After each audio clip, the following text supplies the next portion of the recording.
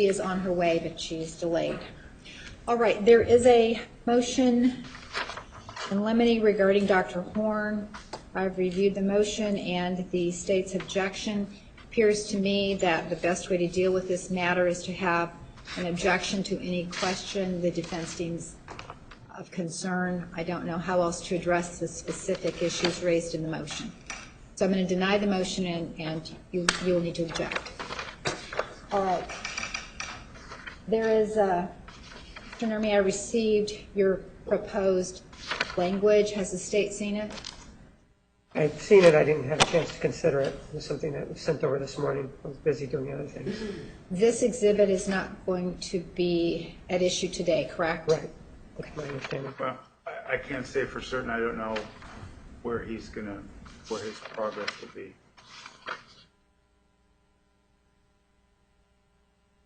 It could become an issue after lunch if I'm permitted to cross Detective Flores. Mr. Martinez, do you have a copy of the language? Do you have a copy of it? I don't know. Why don't you come up and I printed the email from Mr. Nurmi, so you can review it.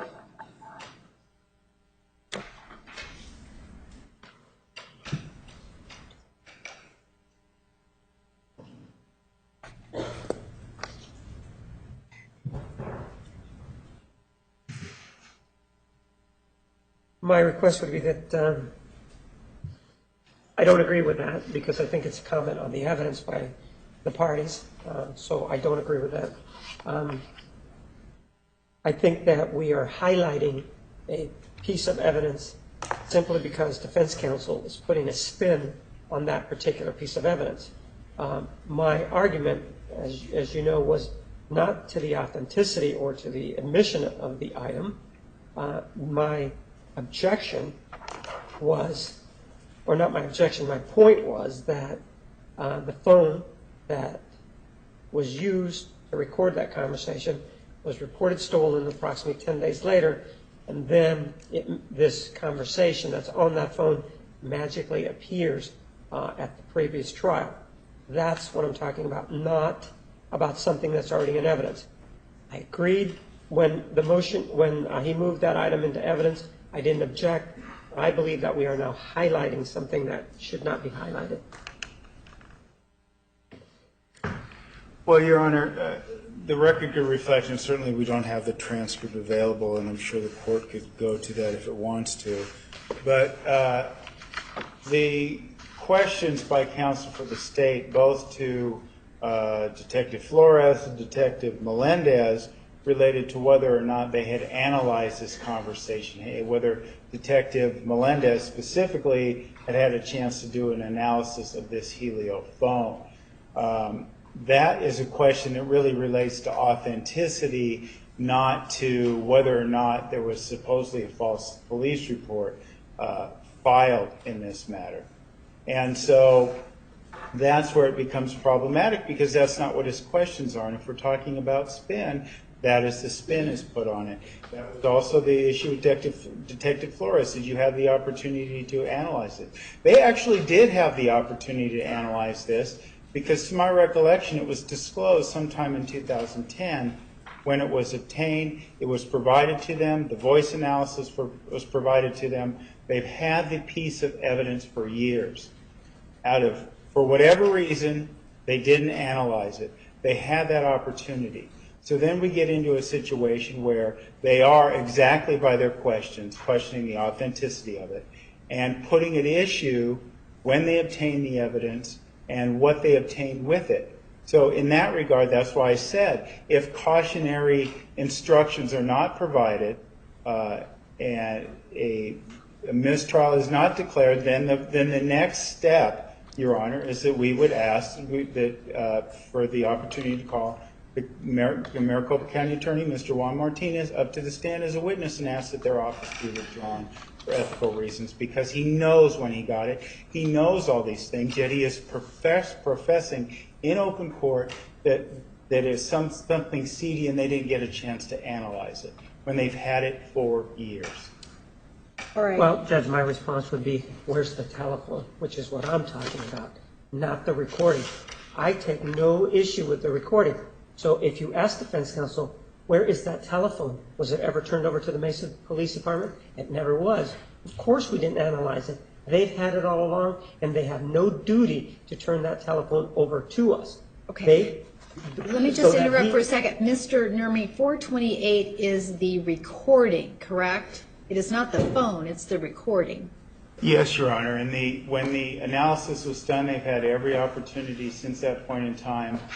They've been provided with, Mr. Dworkin did I can't remember what exactly the procedure was called, but part of it was an end case review. He pulled everything off that phone, and everything off that phone was provided to the county attorney's office, and they would have had every opportunity if they wanted to do independent testing to request that. So that what counsel for the state's telling you just isn't accurate. All right.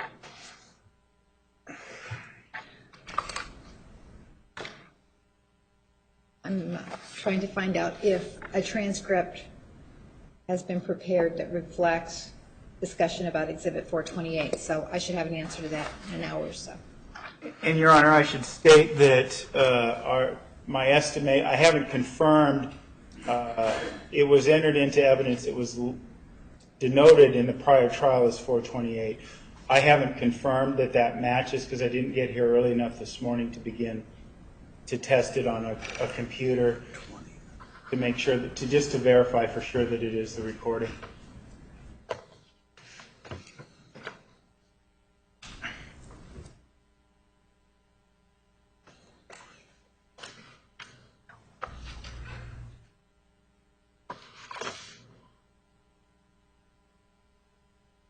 Okay.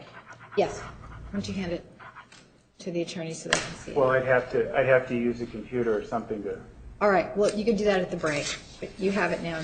And just to be safe, also number 420 is a phone conversation with Mr. Alexander. 428 is a CD and a sealed CD sleeve. So there's a number of these that are out there. So I don't know which one. We need the whole conversation, which is not just portions of it that were, as you remember, were introduced. Right. So there's 420 and 428, you think? Okay.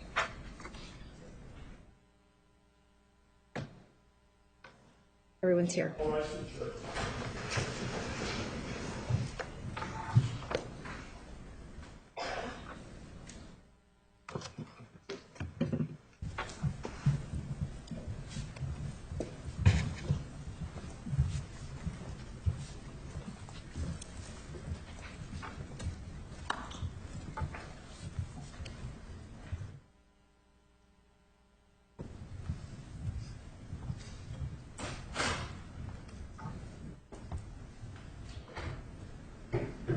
Please be seated. The record will show the presence of the jury, the defendant, and all counsel. Ladies and gentlemen, the state is going to call a witness out of order. Just breaking us. Kevin Horn. And Judge, before the testimony begins, may we approach, please? Yes.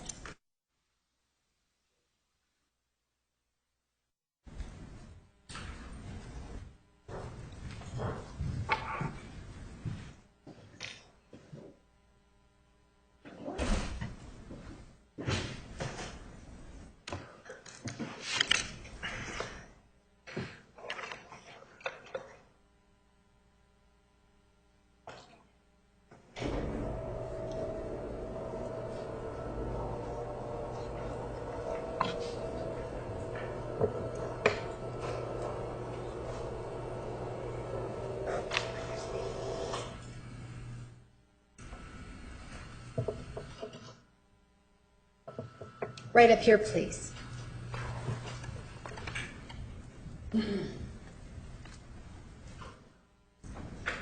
solemnly swear that the testimony you're about to give will be the truth, the whole truth, and nothing but the truth. So help you God.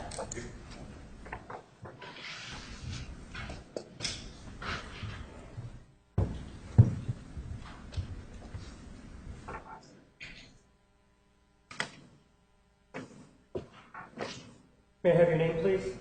Kevin Daniel Horn, And who do you work for? the Maricopa County Medical Examiner's Office. And what do you do for them? I am a forensic pathologist, and I work with the office. What are your day-to-day duties? I certify cause and manner of death on deceased individuals dying in the county, usually from unnatural causes. Are you a doctor? When did you graduate from medical school? 1995, From where?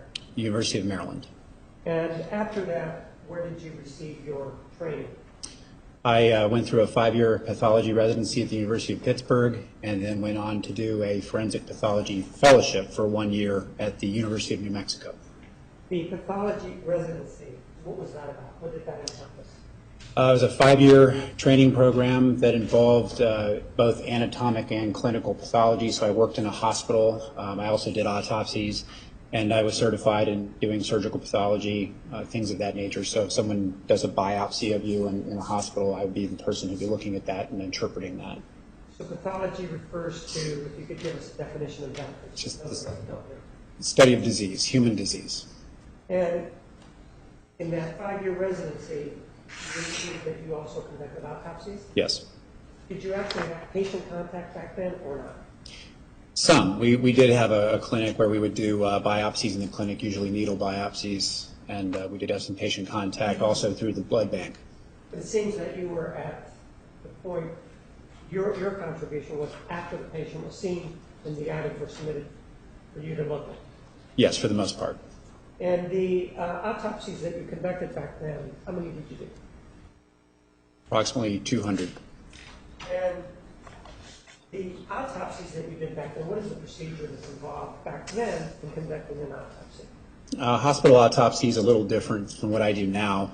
It's an autopsy that's usually ordered by a physician, the treating physician at the hospital, and it's with family consent because they don't have a cause of death, and they're all natural deaths. They're deaths that happen in the hospital. If it's not a natural death or someone who's not under the care of a physician, then the medical examiner would get involved. After that, you indicated that you undertook a study or a course training in forensic pathology, correct? Yes. What's the difference between pathology and forensic pathology?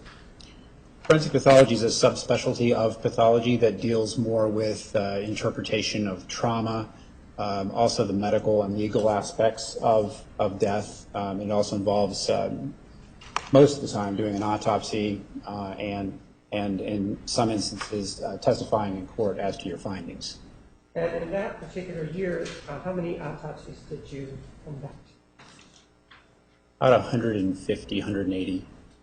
And so what year was that when you graduated from that particular training program? I finished that program in June of 2001.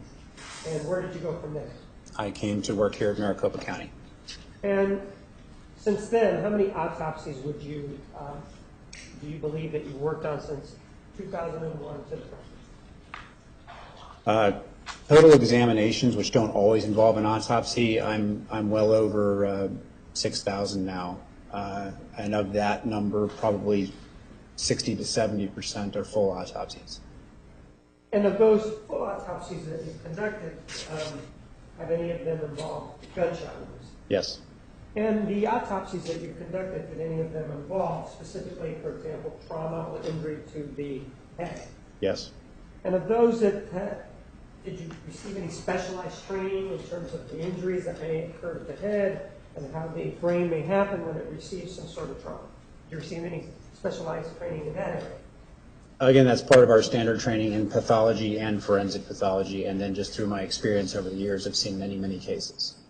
And you indicated that you have conducted cases or examined cases where the individual suffered gunshot wounds, correct? Yes. And specifically to the head, how many of those have you done? Hundreds. I couldn't give you an exact number. And if an individual, generally speaking, suffers an injury to the head as a result of a gunshot wound, generally speaking, what happens to the brain? If the Objection, bullet foundation, speculation. Overruled. If the bullet penetrates the skull and injures the brain or causes bleeding inside the skull cavity, then it can affect consciousness and can cause death. And in this area of affecting consciousness and causing death and involving bullets, how many of those cases would you say that you have done? Again, if a gunshot wound was the primary cause of death, hundreds of cases. In this particular case, did you have occasion to conduct an autopsy of an individual by the name of Travis Victor Alexander? Yes. What date did you conduct that autopsy? I'm going to refer to my autopsy report. If you'd rather I look at the one in evidence, I can do that. Go ahead. Judge, could we mark that, please? I believe we already have one marked. But if he's going to refer to something, if we could have it marked, please. Yes. Is there a copy Mr. Martinez previously marked? And of course, we can release it later. Right.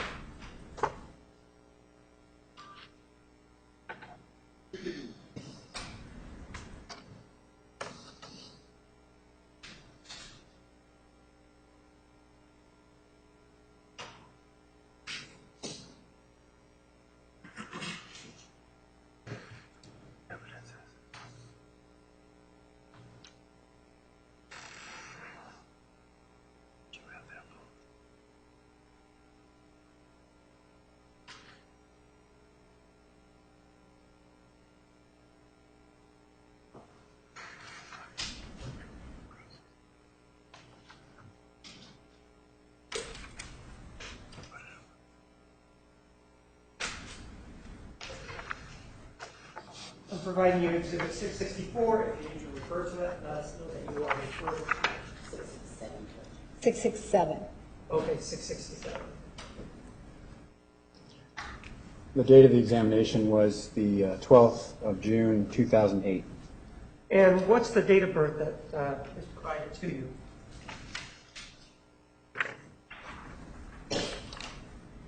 I don't have a date of birth on this document, but I have an age.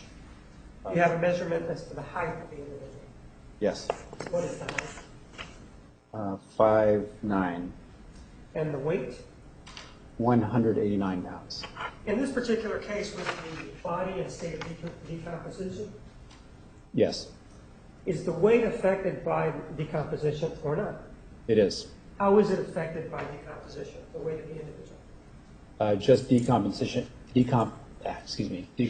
by itself, you'll have loss of fluid from the body and it will reduce the weight. So would that mean that the weight may be a little lower than what he actually was, or a little higher?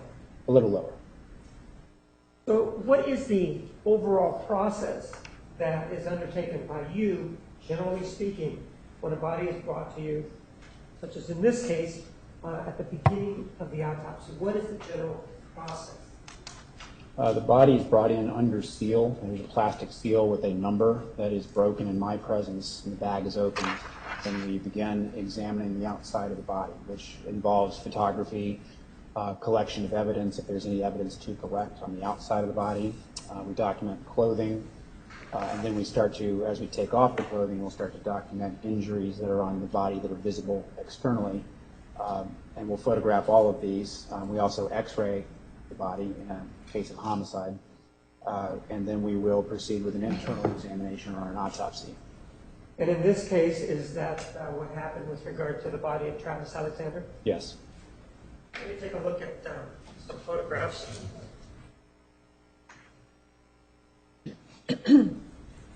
Exhibit number 170.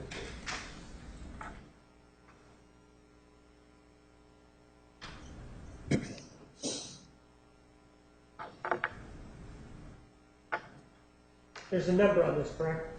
Yes. And what's the purpose of this photograph?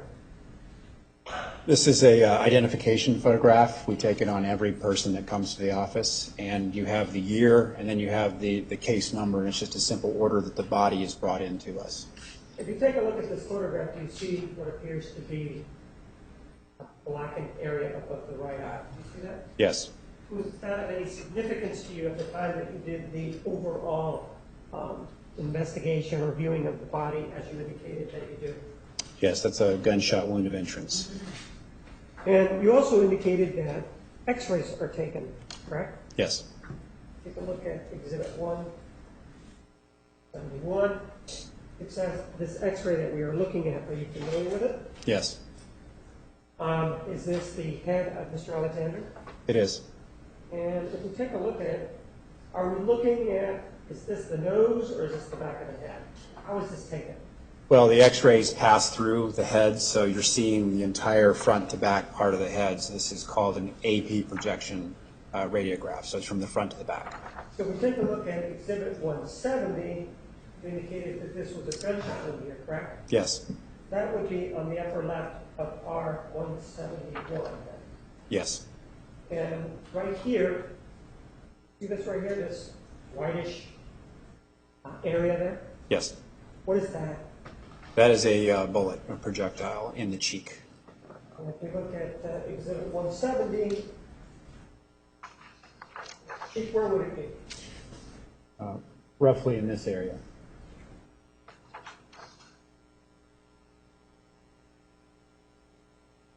Exhibit 172, what are we looking at here? This would be a lateral or a side view x-ray of Mr. Alexander's head. Would that, closest to us would that be the right side of the head? Again, you're seeing the right and left side simultaneously through an x-ray, so What's this up here? it appeared to be probably a projectile fragment. And then down here, it looks like it's in the teeth, but what is that? Again, you're actually seeing all the way through the head, so it's in the cheek area. And Exhibit 173, what do we see there? This is a chest x-ray, again, from the front to back orientation. Does this show any bones that were broken or not broken? No, And so there are no bones that were broken? no. What is this whitish stuff up here? What is that? That's just an area of the shoulder joint that for some reason is a bit brighter than the surrounding tissue. Exhibit 174 is which hand? The right hand of Mr. Alexander. If we take a look at the end right here, can you tell me what caused that or what that is on the end of the thumb? Well, all of the fingers and the thumb have some mummification that's happened, and that's part of just the death process. But there is an injury to that right thumb, which isn't clearly visible in this photograph. And 175, see the injury there? You're beginning to see the edge of it on the thumb, but I think there may be another photograph that shows it better. And Exhibit 176, another photograph.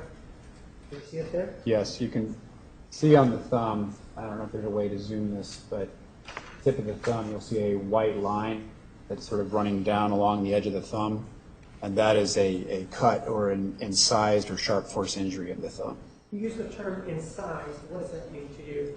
When you use it? An incision is a sharp force injury that is longer than it is deep, as opposed to a stab wound, which is deeper than it is long. And if we look at 177, does that show us a little bit more clearly what you're talking about?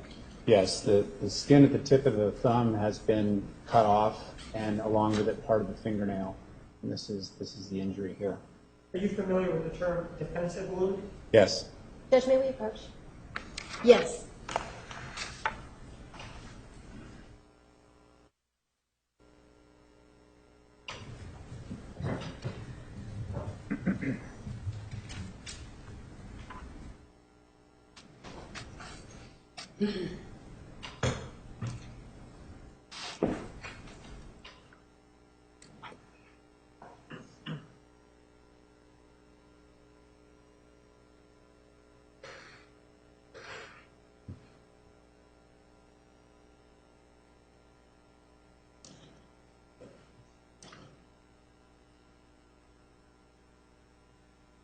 Sir, are you familiar with the term defensive wounds? I am.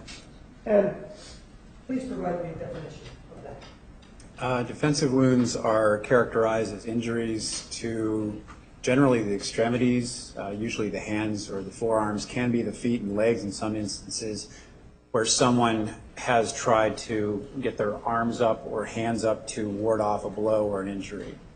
And so in this particular case, we're seeing sharp force injuries of the hands that I would characterize as consistent with defensive wounds. And this one specifically of the right thumb, would you characterize that as a defensive wound? Yes. Let's take a look at 178. What are we looking at here? The back of the left hand. And if we take a look at this area here, is that of any significance, or is that perhaps part of the mummification process? It looks like there's a what we call a void in the blood where maybe the hand was resting against a surface or the floor and the blood is sort of pooled around it. And is that a function of where the hand was placed? Is that what you're saying? Yes.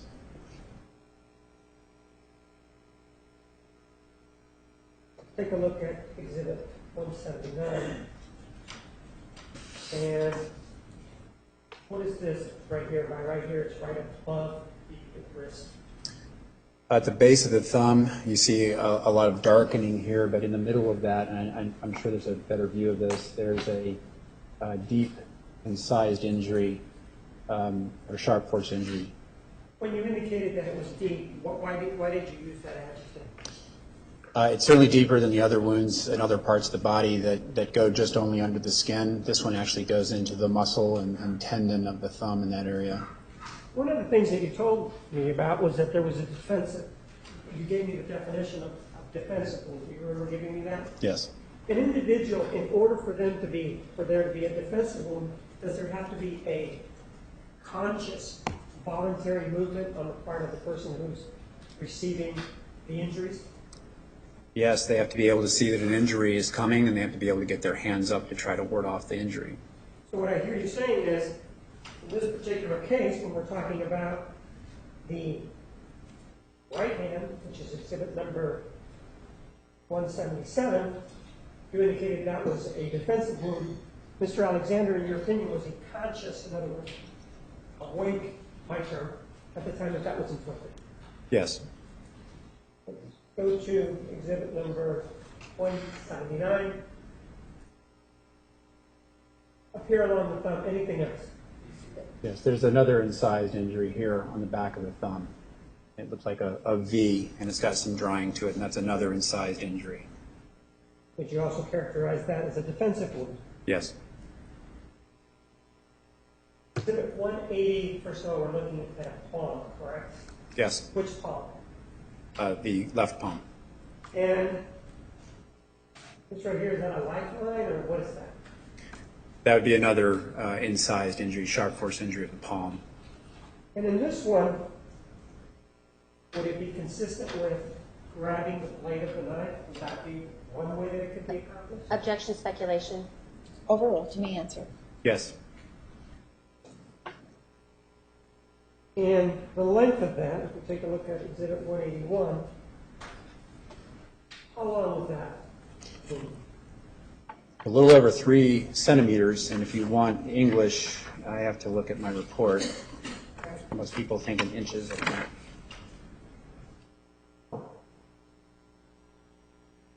That would be an 1 3/4 inches. Is this also here another incised wound? Yes. Total, how many incised wounds on the left hand? Total of 4. So there's 2 on the palm and 2 on the thumb. Would you characterize all 4 of those as defensive wounds? Yes. With regard to the level or whether or not Mr. Alexander was conscious, was he conscious, in your opinion, at the time that these 4 wounds were delivered? Yes.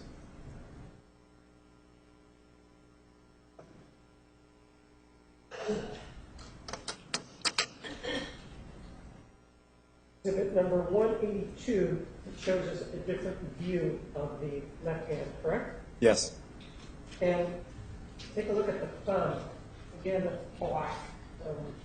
Is that part of the injury, maybe to the nail, or is that part of the mummification process? This case would be the fingernails are clipped by our office to collect evidence. So that would be our clipping. And exhibit number 183, does that show us the relationship between wound at bottom of the thumb, and also perhaps the palm area. Yes. Can you tell whether or not this was one swipe of the knife, two swipes? What's the minimum number of actions, if you will, to produce what I think you said were 4 or 5? Objection, speculation, and foundation as to his expertise. Sustained. Well, so you've done other knifing cases, haven't you? Yes. And you've been able to determine what happens when a knife goes into the skin, haven't you? Yes. They produce these kinds of injuries? Yes. And how many of those cases have you done? Hundreds again. And every time, when you look at it, if the knife has enough pressure and cuts the skin, is that what you usually define as an incised wound? Yes. And you've done how many cases? Autopsies. Hundreds. Oh, autopsies around 6,000. And hundreds of those involve knifing, right? Yes. And looking at these, you indicated that there were how many of those kind of injuries there? 4 total injuries. And looking at those in terms of applying your training and your experience, how many knife or strikes, minimum number would it take to do this to the left? Same objection, Judge. Overruled.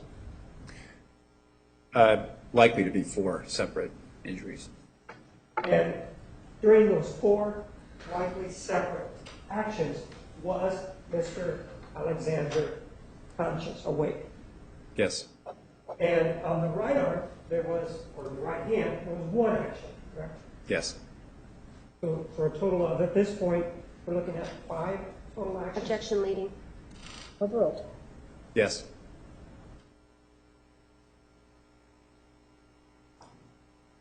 Let's take a look at Exhibit 184.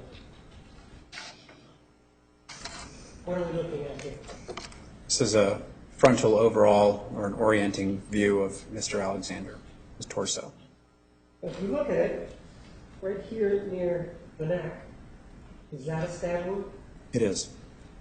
And lower here, is that a stab wound? Yes. And this here, is that a stab wound? I describe that as an incised wound because it's long along the skin. All right? And the other 2 are stab wounds, right? Yes. And just, I know you told us the difference. What is the difference again between a stab and an incised wound? If you take a knife or an edged object and you drag it along the surface of the skin, you'll create an incised injury, which is just long, but it's fairly superficial. If you drive the knife into a structure, into the body, you'll create a stab wound, which is fairly narrow on the body surface, but goes deep into the body.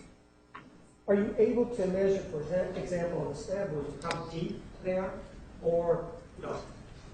We can give estimates as to the depth, but along with decomposition, sometimes that alters the measurement. So decomposition has a tendency to affect whether or not you can tell us the depth of a particular stab wound. Yes, and also taking into account that we're examining a body that's laying flat on a table and not in an active movement, so that can definitely change the lengths of the wounds. And is that because tissues are flexible? Yes. Down here, near the belly button, is that also a knife injury? It is. Is that a stab wound or an incised wound? That is a stab wound. So, of the 4, is there a total of 4 wounds here in this area that I've circled? Or is I'm sorry. There are 4 wounds there, and then there's an additional 2 incised wounds up on the right shoulder. And by the right shoulder, why don't we go ahead and show us where? 1 and 2, correct? Yes.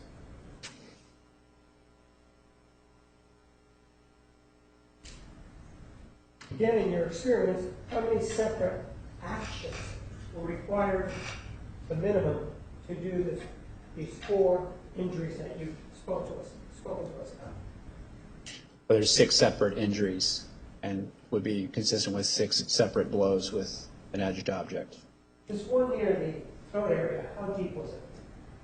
Again, referring to my report,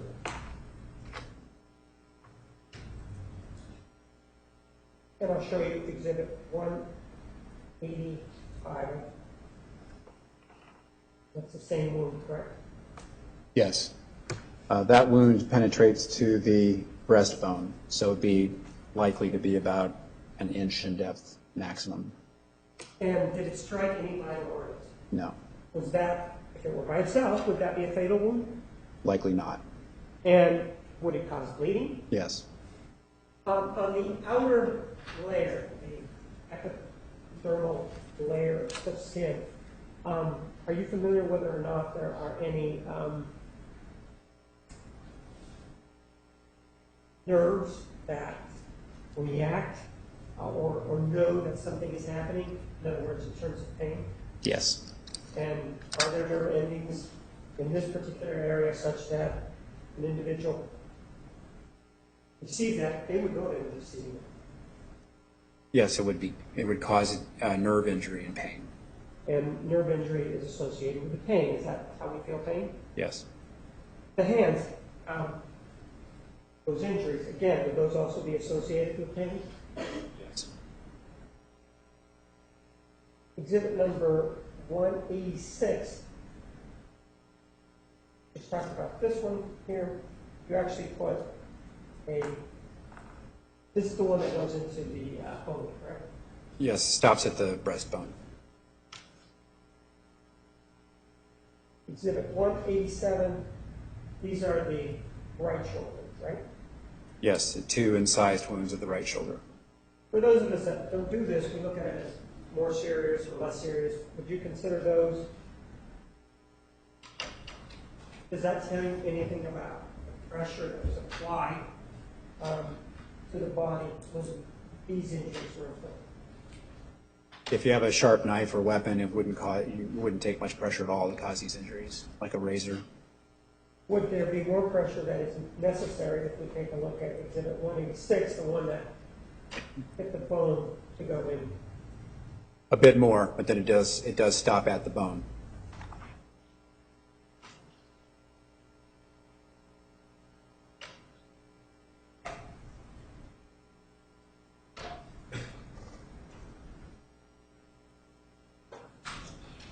How about this injury right here? How far did that go? That is a stab wound that penetrates the chest cavity and injures a vessel leading to the heart, a major vessel. And the vessel that was leading to the heart, is it a major vessel? Obviously, everything is important in the body, but it's important to live in. In other words, could it be a fatal stab wound? Yes. And why would this here, in and of itself, be a fatal stab wound? It penetrates the superior vena cava, and that's one of the biggest veins in the body, and it brings all the blood down from the head and the arms back to the heart, so then the heart can circulate the blood to the rest of the body. So it is a major, large vein. And again, to bring it down to sort of my level, there's a leak, right? Yes. A person who has this sort of injury and has this leakage of blood, do they immediately die, lapse into unconsciousness? That's the end of it? Is that how it works? No. How does it work then?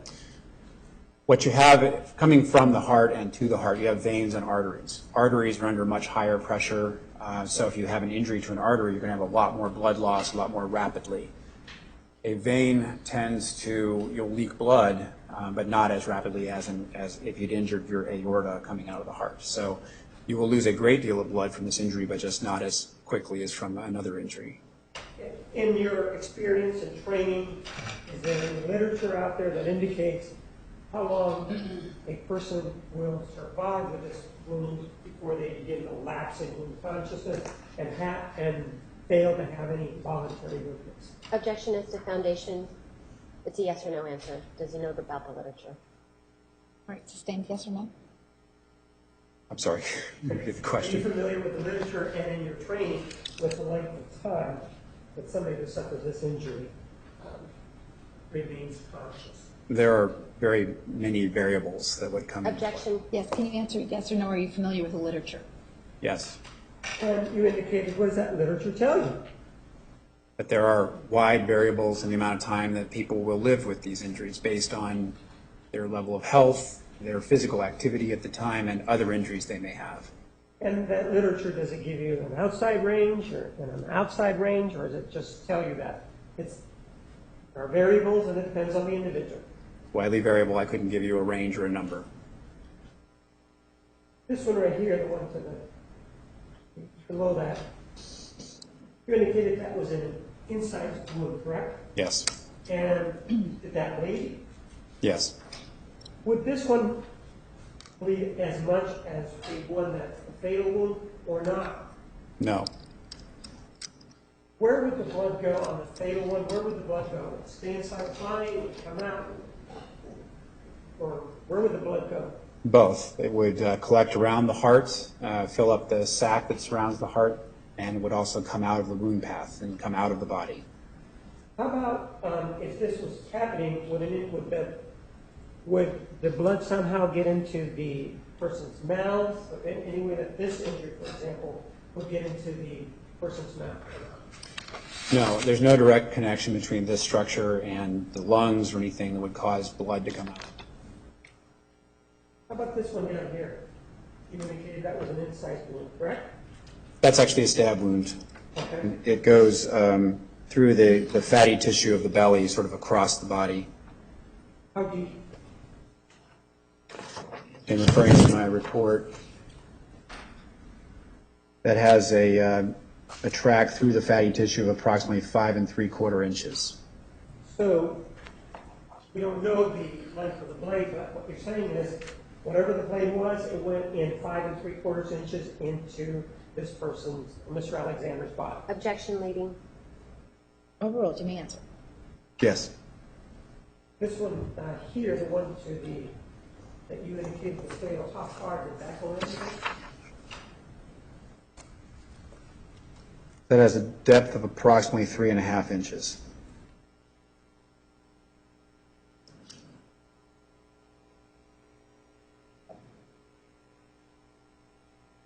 Take a look at Exhibit 189, and we're still looking at the extremities. Just point you to a number of things. First of all, the knees, do you see that? Those knees seem to have sort of a black and bluish thing. Is that anything associated with activity other than mummification or desiccation or the body drying up? Again, referring to my report, I do describe 2 contusions of his right lower leg and knee. So he has some contusions here, which are bruises, but he also has a lot of decompositional color change too. So there's a lot of green discoloration as well. So if you take a look at Exhibit 191, we're talking about the right leg, you indicated about contusions. Can you point those out to me? Here on the knee and here on the lower shin. And contusions that you're pointing out, were they premortem, perimortem, or postmortem? Were they oral? Objection, foundation. Sustained.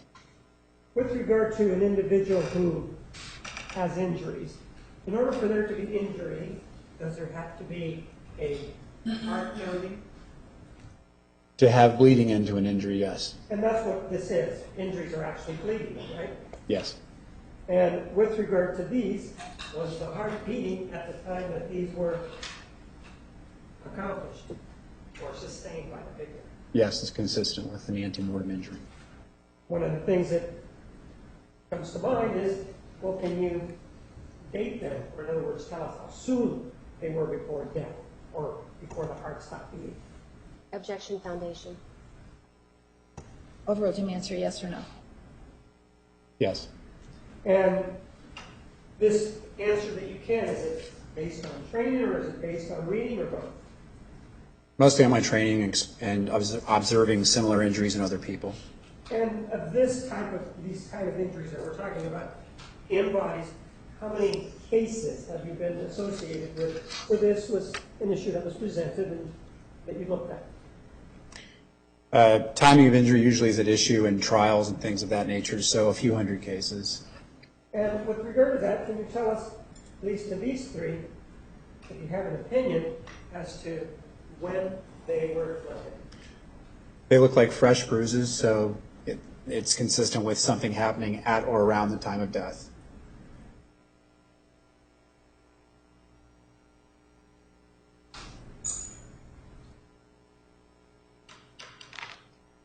Were there any injuries to the left leg? Or In referring to my report, there are what I describe as 2 abraded lacerations of the left heel and ankle, and also another contusion of the left ankle. when you say abraded, what does abraded mean? An abrasion is a scrape. So if you fall and you scrape your knee, that's an abrasion. And can that be accomplished by falling, or can it also be accomplished by something coming in contact and causing the damage? Or is it just the movement of the victim, or can it be accomplished by another item moving in and touching the skin? Both. And exhibit number 190. First of all, what are we looking at? The back of the left ankle, and you can see that the tissue's been scraped away, and there's actually a laceration, which is a tear of the skin at this area. And circle that for me. How is that consistent, for example, with somebody grabbing that while the person's still alive? Were these, given your training, was this before or during or after that? At or around the time of death. And would this be consistent with an individual kicking the floor? Would that be consistent with Objections. kicking the floor? Objection, speculation. Overruled.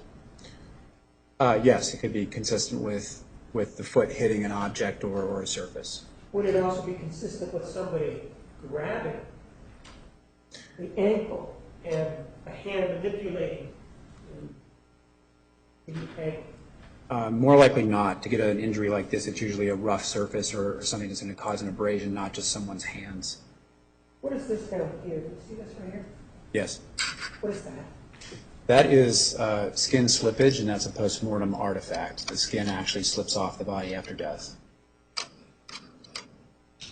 You indicated that there was another injury there. Was that the only one right here in the ankle? How about this one right here? Is that also an injury or not? That's the contusion of the ankle. Well, we talked about an abrasion. And you told us what that was. What's a contusion?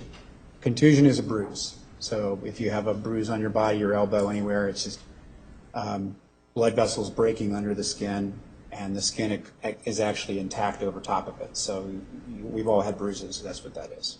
Was this, if you could time it for us, was this before, at, or after the time of death? It's an acute injury, so at around the time of death. When you said that it's an acute, what does that mean? It means there's no evidence of healing changes or color changes that would indicate to me that it's older than a day or so. How could something like that be caused? Would it be struck with something striking it? Is that something that would cause that? Yes. How about a person maybe hitting that portion on the ground? Would that cause that too, or not? Yes.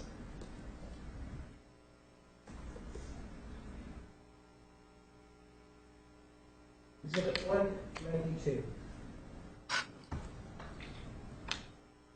What are we looking at here? This is the back view of Mr. Alexander.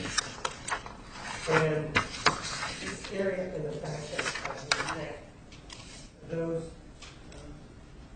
injuries caused by a knife in your opinion? I would say an edged weapon, yes. Edged weapon? And how many do we have here? There's a total of 9. And are these incised wounds or are these stab wounds? In referring to my report, I describe them as stab wounds. That means that they are deeper than they are wide. Yes.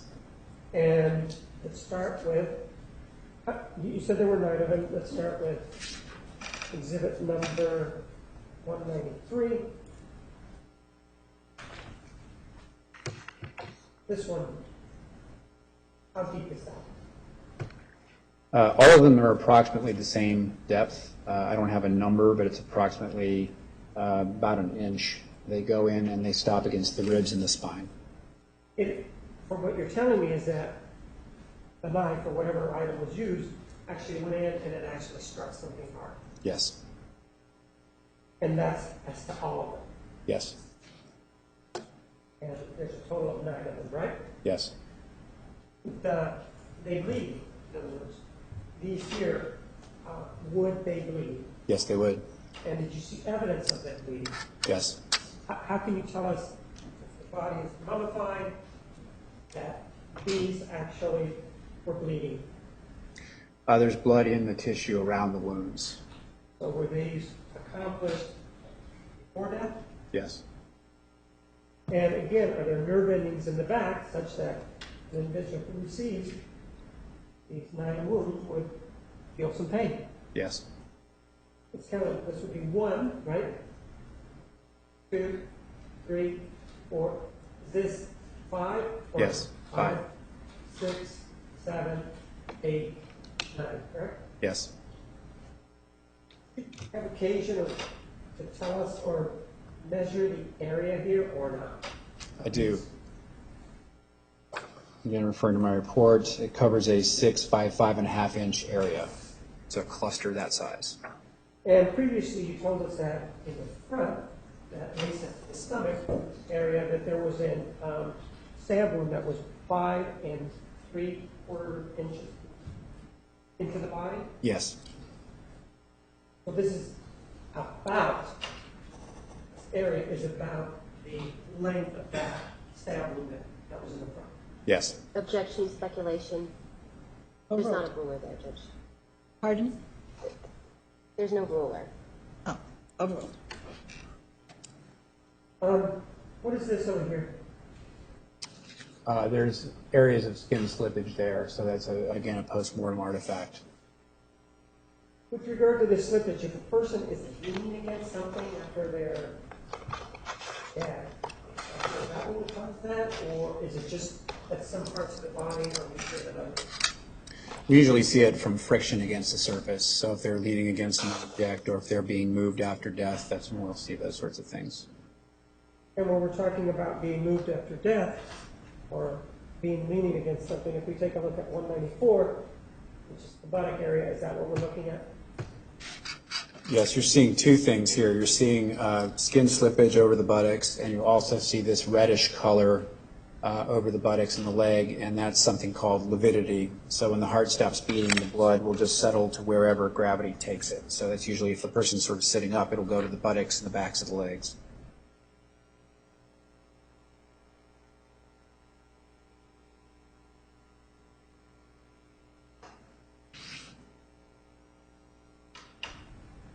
Exhibit 192 does show us the injuries to the back, but it also shows us the head. Did the head receive any injuries? Yes.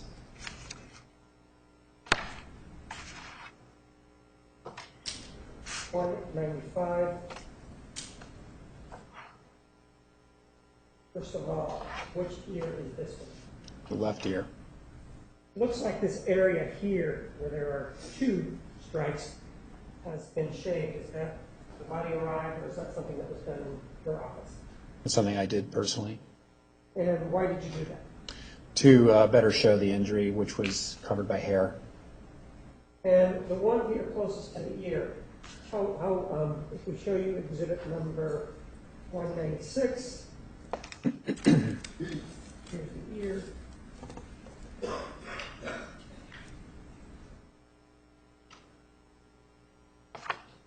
And how long was that? Both injuries are about 2 inches in length. Are they incised wounds? They are. The brain, is it protected by anything? The skull. And describe the strength, if you will, of the skull. Skull is a very hard object. It's very hard to injure, and it protects the brain. You also indicated previously that on some of the wounds on the back, that they actually struck some of the bones inside the body. Is the skull the same sort of strength, if you will, as the bones in the back, or is one weaker than the other? The spine is a fairly thick bone, but the skull is one of the thickest bony structures in the body. I mean, and it's necessary to protect the brain, which is a very soft structure. And these kinds of wounds right here, are there any nerve endings in the skull? The scalp, yes. I'm sorry, scalp. Would the individual who was Mr. Alexander receiving these, would he feel these? Yes. And would he feel pain associated with them? Yes.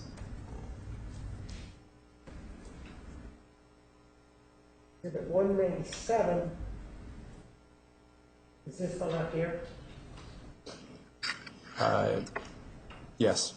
And what are we looking at here? What is that? That is a small quarter-inch, described as a shallow incised wound. When you say shallow, what does that mean? It's not very deep. It just goes beyond the skin, barely. Did you actually go inside or underneath the covering that has the hair, the tissue, to get to the skull to see if actually struck and caused any damage to the skull? Yes, and we examine the brain as a matter of routine anyway, so we will do that. Exhibit number 198. Is this the left ear or the right ear? That way.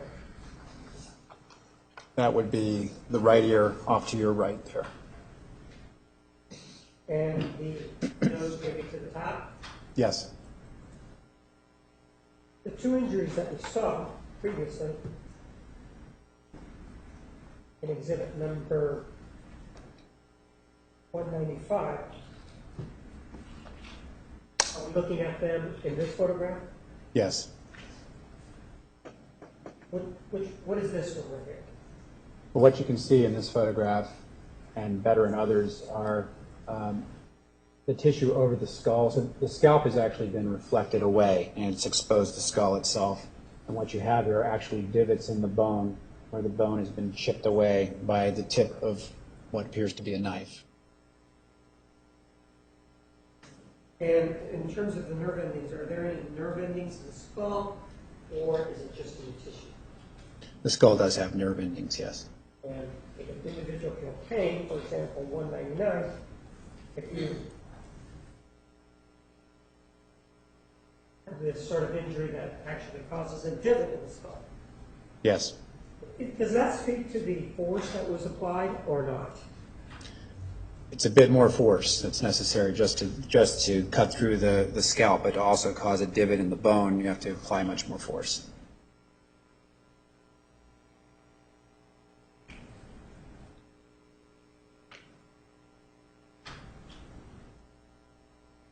Exhibit number 200. What are we looking at there? That is a stab wound behind the right ear. When you say stab wound, again, that tells me that it's deeper than it is long. Yes. How deep is that one? That goes into adipose tissue or fatty tissue of the neck. And would this have been fatal? Not by itself, no. We're now getting an aggregate of a lot of bleeding that's going on. And then we also have this point, we discussed the stab wound to the area of the heart. Would that increased bleeding increase or lessen the time that this individual would be conscious? Yes, all of these injuries are going to bleed. So all of them collectively, you're going to have more and more blood loss the more injuries you have, even if they're superficial. That's the right ear. Let's take a look at the left ear. Exhibit number 202. And what are we looking at there? That's another stab wound to the back of the neck on the left side. Would that have been fatal? Not by itself, no.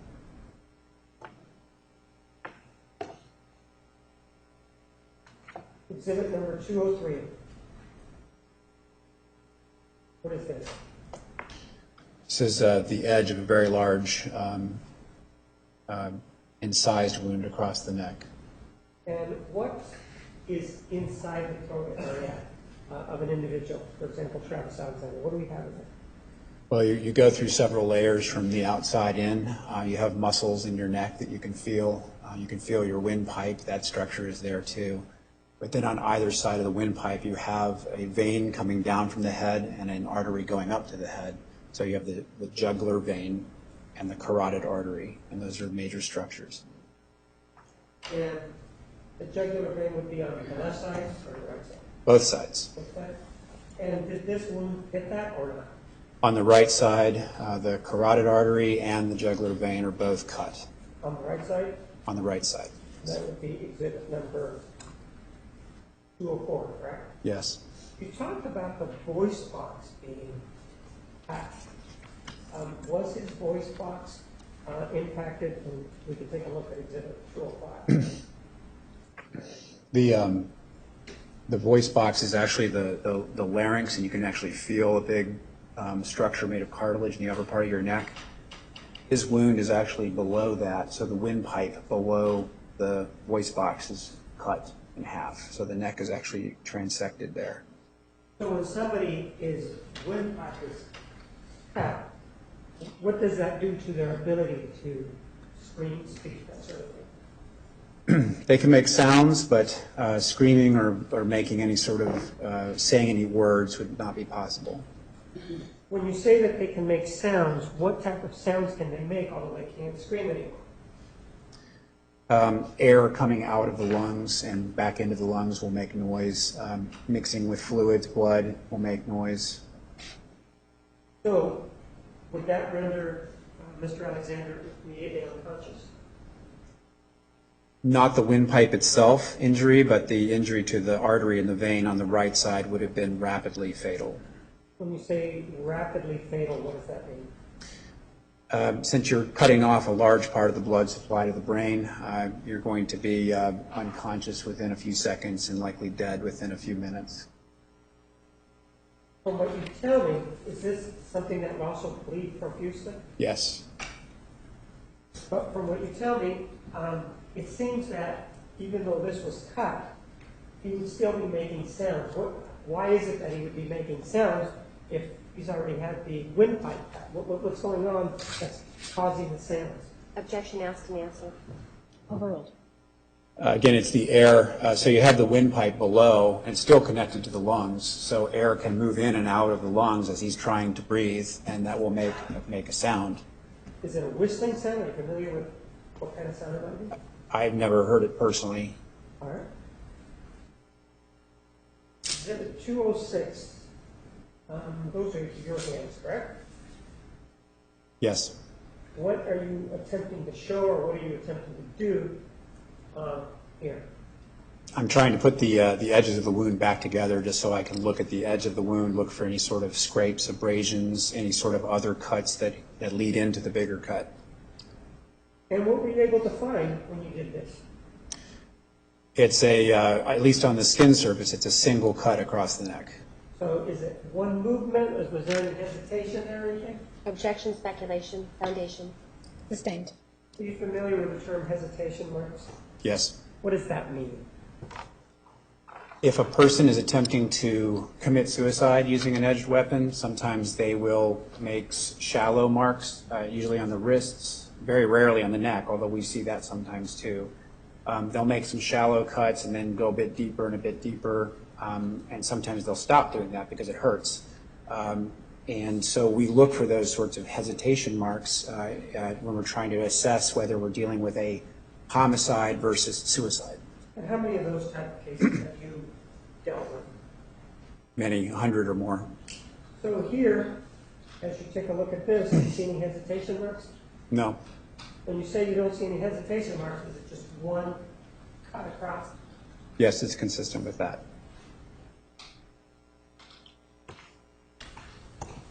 Exhibit 207. What do we see here?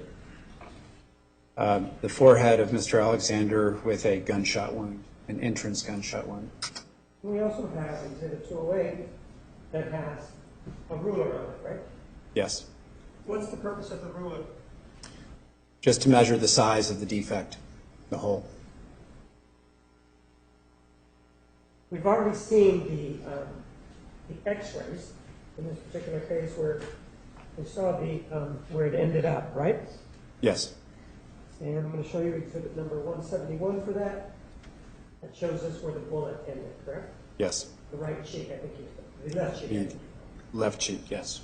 So, what was the trajectory of the bullet? It goes from the right to the left side of the body and downwards, so at an angle. And what does it pass through? It passes through the skull, the front part of the skull where the right frontal lobe would be. So when you say it passes through, so it cracks through, my term, through the skull, goes inside? Yes. Go ahead. It passes through the right frontal lobe of the brain and passes out of the skull along the bottom part over near where the orbit is, and ends up in the cheekbone, goes through that structure, and ends up in just the soft tissue or the fatty part of the cheek on the left side. And that's, you see where it ends up in Exhibit 209? Yes. And Exhibit number 10, did you recover the bullet? Yes. So starting from the top, you said it went inside the skull. What did it hit first? It goes through the scalp, through the skull, the frontal bone, passes through the cavity of the skull itself where the brain would be, the right frontal lobe part of the brain, and then goes into the base of the skull below where the brain is, and then out through the bones of the face. Are you familiar with the concussive effect of bullets? Yes. What is that talking about? When you have a projectile, a bullet pass through the head, you're not just looking at injury from the bullet itself. The bullet, when it hits bone, will start to tumble and fragment, so it will create a bigger cavity as it passes through.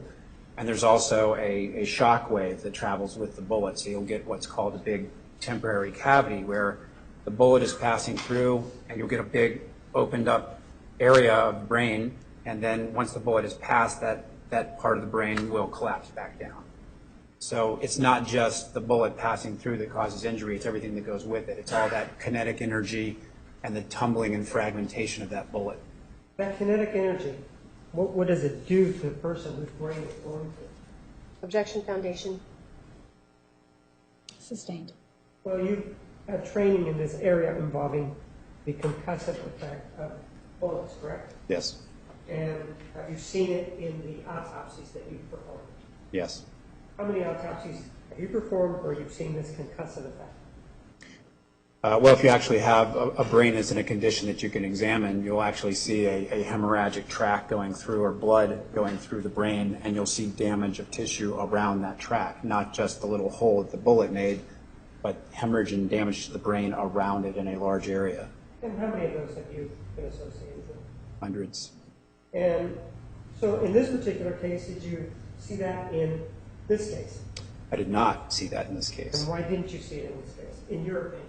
Mr. Alexander's brain was decomposed, very, very, very soft, and sometimes that will limit our ability to see a wound track through something as soft as the brain. I mean, a normal person, a brain is already very soft, and with decomposition, it gets to be like pudding almost. So trying to find a track through the head or through that material is very difficult, even in the best of cases. And so in this case, we did not see it. But just because you didn't see it, does a bullet always have this concussive effect on the brain? Yes.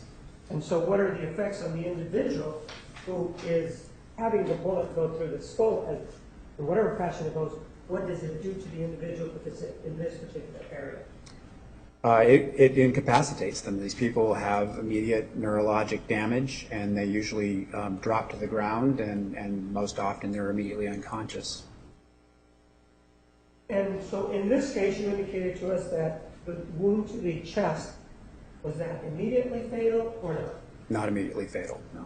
And so how about the one to the neck? Was that immediately fatal or not? I would say very rapidly fatal, but not immediate. And how about the one to the head? If that were the only one, would that be immediately or rapidly fatal? If that were the only injury, those are commonly rapidly fatal. Leaving that aside in terms of whether a person will go into unconsciousness or not, you've already talked a little bit told us that an injury like this, would the individual suffering this kind of injury immediately go unconscious? In the majority of cases, yes. And in this case, is that your opinion?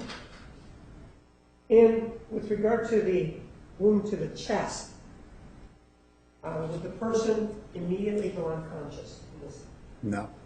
And in this case, did you see indications that he did not go unconscious? Yes. What are those? The defensive injuries on his hands. How about the wound to the throat? Would Mr. Alexander have gone immediately unconscious as a result of that? Not immediately, no. How much time would you say? Again, he'd probably lose consciousness within a few seconds. So in the sequencing of these injuries based on what you've told us about, one of them being rapidly fatal, a couple of them being rapidly fatal, the other one not so much, and lapsing into unconscious, what is the sequencing, in your opinion, based on all that, as to these injuries? In all likelihood, the majority of the stab wounds, and including the one to the chest, he would have been able to put up a fight for a period of time after he'd received those injuries. After the neck injury, much less likely, but he still may have been able to struggle briefly. And then with a head injury, likely not at all. So it appears that you're saying that, at least as to these injuries, the one to the chest was first, because it would account for... Objection leading. Sustained, rephrase. How do you... If he had received the one to the neck first, would he have been able to accomplish the defensive wounds? Like I said, he may have been able to raise his hands and struggle for a second or two, but much less likely than the other injuries. But in terms of the gunshot wound and the knife wounds, which were first, in your opinion, the knife wounds or the gunshot wounds? Since the injuries to the hands are defensive in nature and they're knife injuries, I would put them in context with all the other knife injuries. So the knife injuries, I believe, came before the gunshot one. And the gunshot wound, would that be last? Yes. I don't have any more questions. All right, we're going to take a 15-minute recess.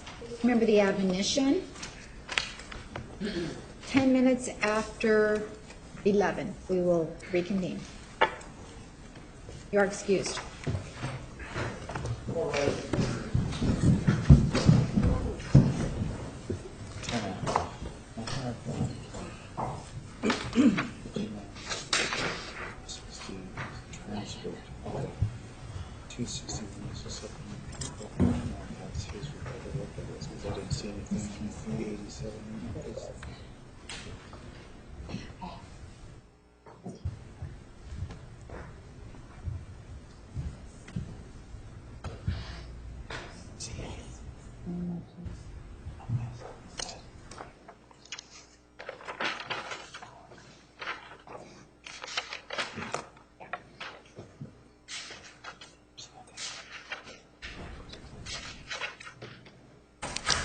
Step in. We're breaking. This is a transcript.